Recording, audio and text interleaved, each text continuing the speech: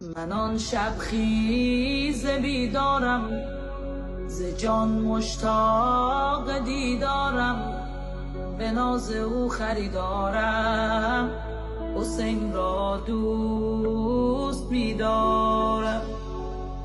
که او پرورده زهراست، حسین آزاد سردار کفن پوشان عاشورا، جهان تشنه حسین سقا همه قطره، حسین دریا حسین گل، من ولی خارم حسین را دوست می‌دارم.